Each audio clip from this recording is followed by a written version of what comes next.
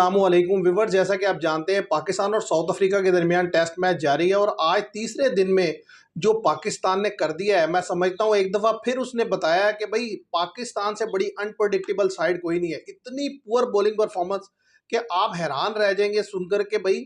यानी कि ऐसा भी होता है कि मतलब यानी कि इतनी बुरी तरह भी टेल एंडर से मार खाई जाती है। और देखें, या तो हो ना कि बैटिंग विकेट है जहां पर आप खेल रहे हैं, तब टेल एंडर से आप मार खा लें तो एक्सेप्टेबल होता है कि यार विकेट पे था ही कुछ नहीं, तो जाहिर है कि टेल भी रन कर रही है। ऐसी विकेट जिस पर बैटर्स के लिए रन करना मुश्किल है और उनके लिए खड़े होकर खेलना मुश्किल है, वहां पर इतनी तेजी से रन खाना कि मतलब मैच ही अपने हाथ से गवा देना, ये क्रेडिट सिर्फ पाकिस्तान को जाता है, पाकिस्तान के अलावा किसी और को जाता नहीं है। आप देखें आज जब मैच शुरू हुआ तो जैसा कि मैंने आपसे कहा था कि मॉर्निंग सेशन जो है बड़ा इंपॉर्टेंट होने वाला है, और बिल्कुल ही पाकिस्तान ने उस बात को गलत साबित कर दिया। मॉर्निंग सेशन हमारे नाम रहा, लेकिन फिर भी मैच जो है मैं समझता हूं हमारे हाथ से निकल चुका है। आप ये देखें 235 फॉर 8 कर दिए पाकिस्तान ने। उसके बाद जो रबाडा, महाराज और मुत्तुस्वामी, इन तीन लड़कों से पाकिस्तान ने ऑलमोस्ट 170 रन खा लिया, और वो भी जस्ट 30 ओवर्स में। आप रन रेट देखें कि मतलब 5 से ऊपर के रन रेट से मार खाई और आखिर की 2 विकेटों से। इसमें रबाडा जो है वो 66 करके 61 बॉल्स पर, मतलब आप बल्कि 71 करके 61 बॉल्स पर आप देखें 100 प्लस के स्ट्राइक रेट से रबाडा से मार खाई, और रबाडा आखिरी विकेट थी। यानी कि जो 9वीं विकेट की पार्टनरशिप लगी वो महाराज के साथ लगी, वो 71 रन की थी मुत्तुस्वामी की। और मुत्तुस्वामी को आप देखें कि वो मुत्तुस्वामी जो है वो यानी कि इतनी जबरदस्त इनिंग्स खेली, वो 90 प्लस करके चले गए। और 98 रन की पार्टनरशिप हुई रबाडा और मुत्तुस्वामी की, और 71 रन की पार्टनरशिप हुई महाराज और मुत्तुस्वामी की। अभी तो रबाडा आउट हो गए, नहीं तो वो मुत्तुस्वामी 100 कर गए थे, बड़ी शानदार उन्होंने इनिंग्स खेली।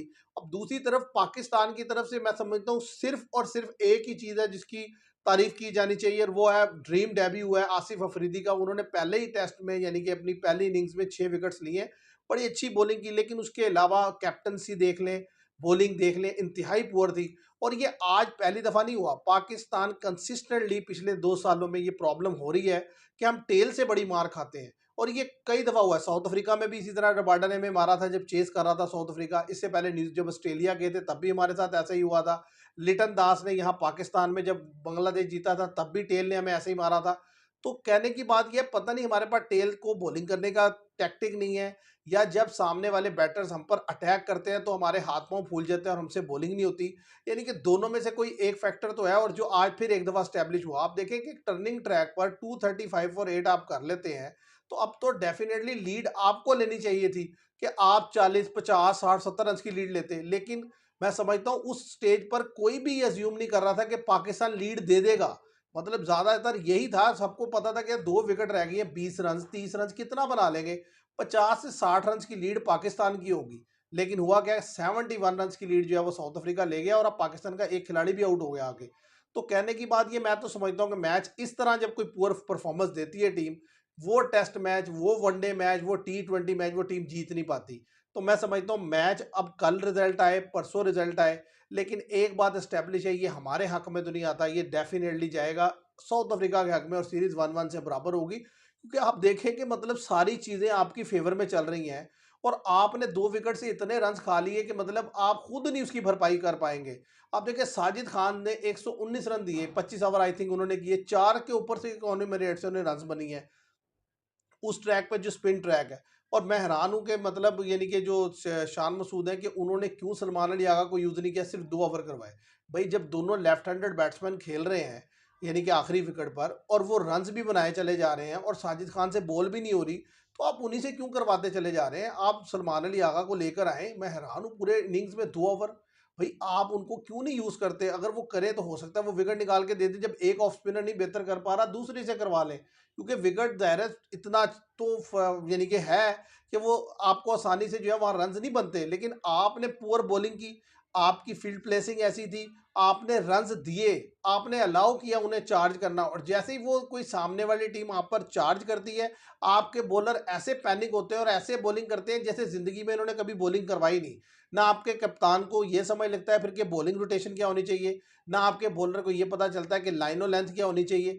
मतलब इतने घबरा जाते हैं कि कुछ समझ नहीं आती। सिर्फ ये होता है फिर कि वो बैट्समैन ही गलती करके आउट हो जाए तो हो जाए, हमारे से फिर वो जो है ना, जो सारी काबिलियत चली जाती है। आप देखें वही बॉलिंग जिसने 235 फॉर 8 कर दिए साउथ अफ्रीका के, सारे टॉप बैट्समैन आउट कर लिए, वो आखिर के 2 लड़कों से 200 रन खा लेते। तो बात ये है, जब आप इतनी बुरी परफॉर्मेंस देंगे तो फिर जीतना आपका जो है ना, आप डिजर्व नहीं करते।